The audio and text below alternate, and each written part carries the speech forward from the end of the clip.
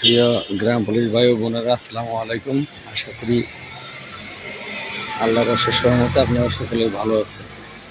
আপনাদের একটা বিষয় অবগত করার জন্য এখন লাইভে আসা। আমরা মন্ত্রণালয়ে ঘোরাঘুরি করছি।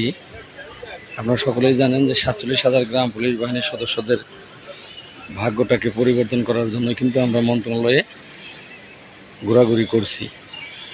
আর তারা ঘোরাঘুরি করে এই টেন্ডার কমিটির জন্য।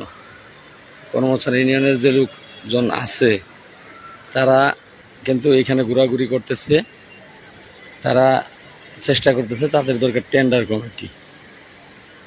তা আমি এখনও তাদেরকে অনুরোধ করব যে 45,870 জন গ্রাম পুলিশ, এদের ভাগ্যটাকে আপনারা নষ্ট করুন।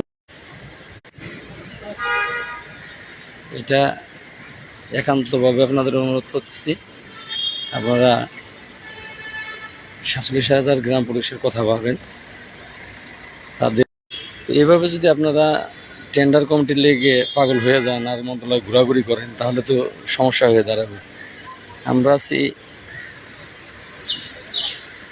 45,870 জন মানুষের ভাগ্য নিয়ে দৌড়াদৌড়ি করতেছি, দিন রাত ঘুম নেই, খাওয়া নেই, গোসল নেই। আর আপনারা কায়দা করতেছেন টেন্ডার কমিটির। তো যাই হোক, পরবর্তীতে লাইভে আসবো। এখানে আর লাইভ করা সম্ভব না, আমি অসুস্থ শারীরিকভাবে। পরবর্তীতে আপনাদের সাথে দেখা হবে, কথা হবে। পরবর্তী পদক্ষেপ সিদ্ধান্ত আপনাদেরকে